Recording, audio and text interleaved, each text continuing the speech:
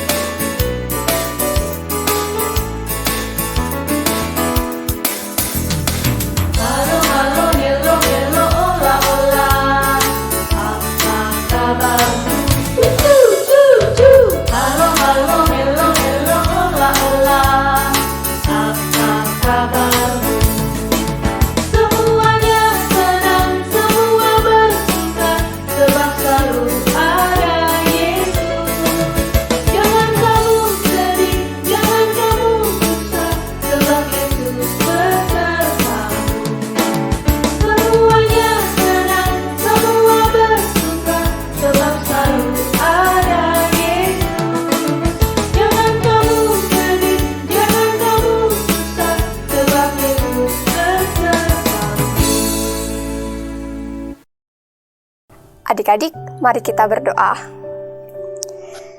Ya Bapa di surga, kami bersyukur karena Engkau boleh memberikan kami hari yang indah ya Tuhan agar kami dapat beribadah. Dan kiranya Tuhan, Engkau memberkati ibadah kami di hari ini, dan berkatilah setiap kami ya Tuhan yang akan mendengarkan firman-Mu. Terpujilah nama-Mu ya Tuhan, di dalam nama Tuhan Yesus Kristus kami berdoa. Amin.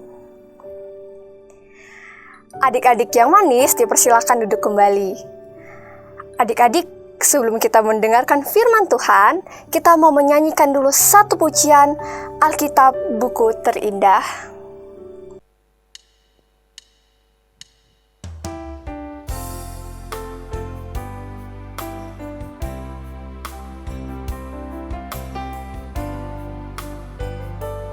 Hai kawan, tahukah kamu sebuah buku yang indah dan menakjubkan, buku yang berisi kebenaran, Alkitab itulah namanya.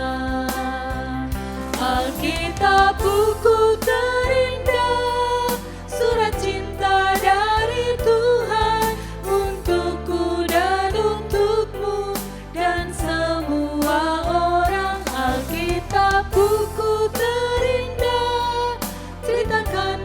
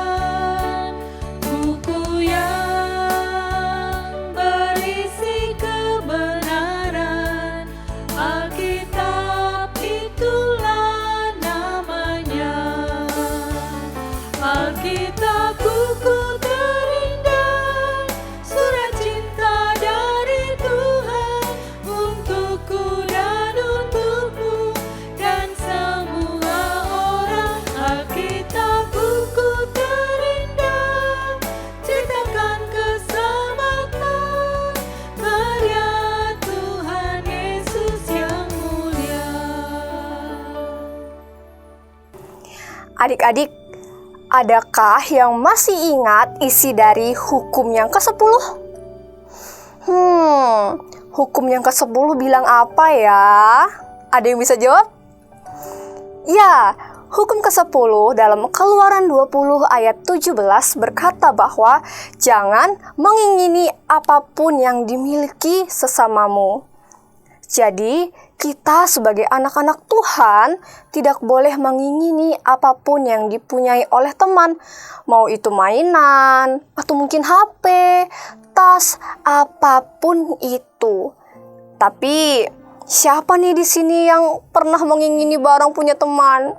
Aduh, mainannya bagus sekali. Saya juga mau. Adik-adik, kita pasti pernah memiliki keinginan untuk memiliki barang punya teman. Bahkan, mungkin juga pernah mengambil barang milik teman. Tapi, firman Tuhan berkata bahwa kita tidak boleh mengingini barang milik sesama. Ketika kita melakukannya, berarti kita tidak taat. Kita berbuat dosa kepada Tuhan. Raja Daud juga demikian, adik-adik. Dia juga pernah mengingini kepunyaan orang lain. Ia juga pernah tidak taat kepada Tuhan. Apakah itu? Apakah yang Raja Daud lakukan? Suatu sore adik-adik, Raja Daud sedang berjalan-jalan di atas istananya yang megah. Ketika sedang berjalan-jalan, Raja Daud melihat seorang perempuan yang cantik sekali. Karena perempuan itu sangat cantik, Daud ingin agar perempuan itu menjadi istrinya. Adakah yang bisa tebak siapa nama perempuan ini? Ya, benar. Namanya Batsheba. Tapi sayang sekali adik-adik, ternyata Batsheba ini sudah punya suami. Namanya Uria. Dan Daud tidak berhak. Dia tidak boleh mengambil istri Uria. Batsheba ini untuk menjadi istrinya. Namun, Raja Daud tidak peduli. Dia sangat menginginkan Batsheba menjadi istrinya. Akhirnya, Raja Daud mengambil Batsheba untuk menjadi istrinya. Namun, Raja Daud tidak hanya mengambil Batsheba. Dia juga merencanakan rencana yang jahat untuk menyingkirkan Uria, suami Batsheba. Kemudian, Raja Daud mengirimkan surat kepada Yoab dan menyuruh dia untuk menempatkan Uria di tempat paling depan, paling berbahaya dalam peperangan agar dia mati terbunuh. Daud telah berdosa dan tidak taat karena sengaja membunuh Uria, tentaranya yang setia, mati di dalam peperangan. Tuhan tentu sangat tidak senang dengan perbuatan Raja Daud. Akhirnya, Tuhan mengutus Nabi Natan untuk berbicara kepada Daud. Nabi Natan menceritakan sebuah kisah kepada Daud. Hei Raja Daud, suatu kali ada dua orang yang tinggal dalam satu kota. Yang satu adalah orang yang sangat kaya dan memiliki banyak sekali kambing, domba, dan juga ternak. Dan orang yang miskin ini, satunya lagi tidak memiliki apa-apa selain satu domba yang ia beli. Si miskin ini sangat mengasihi domba yang ia beli seperti anaknya sendiri. Namun, suatu ketika ada orang-orang yang mengunjungi si kaya.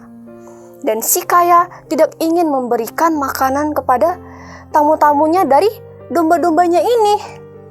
Jadi, karena dia tidak mau ambil domba-dombanya itu, dia mengambil domba milik si miskin tadi dan memasaknya untuk tamu-tamunya itu. Dan ketika mendengar cerita Nabi Natan, Raja Daud menjadi marah sekali. Orang itu harus dihukum mati karena sudah mengambil domba milik si miskin itu. Namun, apakah kata Nabi Natan ketika Raja Daud marah? Kamulah orang itu, ya Raja Daud. Kamu sudah tidak taat dan berbuat dosa kepada Tuhan dengan membunuh Uria dan mengambil istrinya. engkau akan dihukum karena kesalahanmu.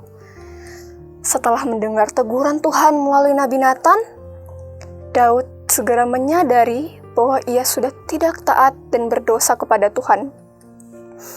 Daud sangat menyesali perbuatannya adik-adik. Ia memohon ampun kepada Tuhan. Daud berkata kepada Tuhan dalam Mazmur 51, "Kasihanilah aku ya Allah menurut kasih setiamu. Hapuskanlah pelanggaranku menurut rahmat-Mu yang besar." Daud memohon pengampunan Tuhan adik-adik. Dan apakah adik-adik tahu? Apakah Tuhan mengampuni Daud? Ya, Tuhan tetap mengampuni Daud. Sekalipun ia sudah tidak taat dan berbuat dosa yang besar. Daud sadar bahwa ia sudah berbuat salah dan berbuat dosa. Ia juga menyesali perbuatannya. Tapi Daud mau mengakui kesalahannya dan kembali kepada Tuhan. Dan Tuhan segera mengampuni Daud. Daud tidak malu. Dia tidak takut untuk mengakui dosanya.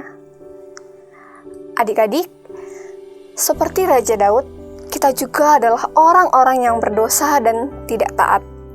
Namun, Tuhan Yesus bersedia mengampuni kita ketika kita mau mengakui kesalahan kepadanya. Tuhan memang tidak senang kalau kita tidak taat, tapi Ia mau mengampuni anak-anaknya. Kalau kita sadar bahwa kita telah berbuat dosa, maka kita juga harus mengakui dosa-dosa kita kepada Tuhan. Kadang, kita memang takut untuk mengakui dosa kepada Tuhan. Tapi, kalau kita mau mengakui kesalahan dan memohon ampun dengan sungguh-sungguh kepada Tuhan, Tuhan pasti mau mengampuni kita. Ingat bahwa Tuhan Yesus mau mengampuni dosa adik-adik semuanya. Jadi, siapa nih di antara adik-adik yang mau mengakui kesalahan kepada Tuhan?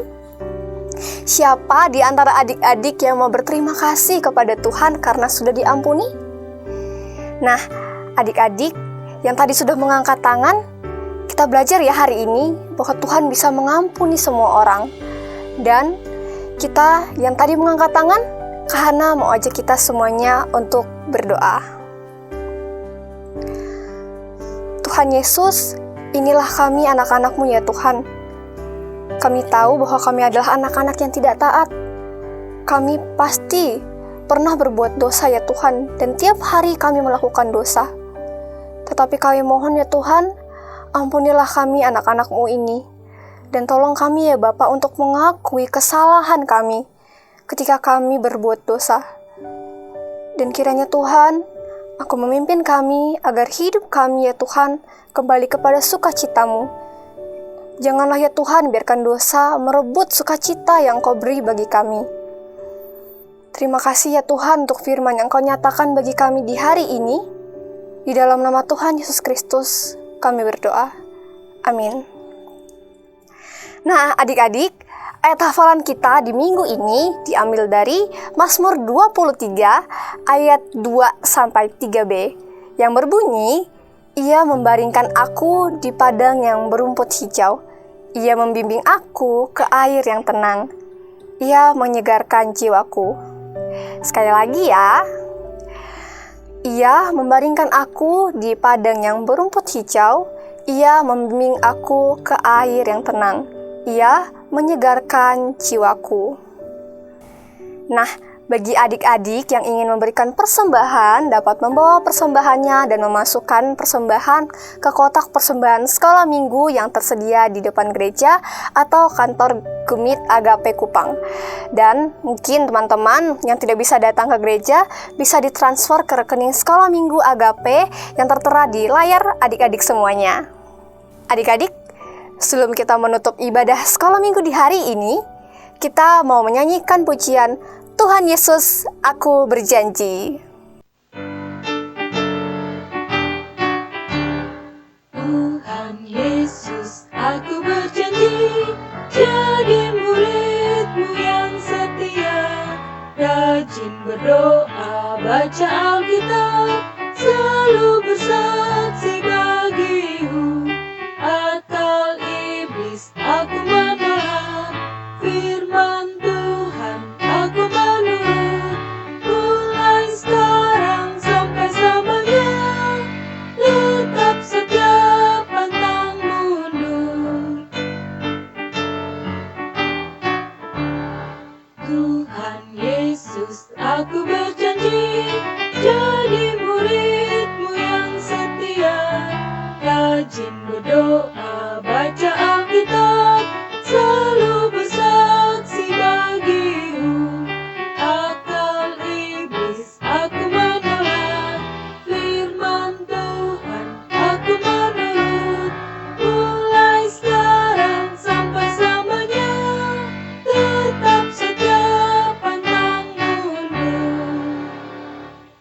Adik-adik, mari kita berdoa untuk menutup ibadah kita di hari ini.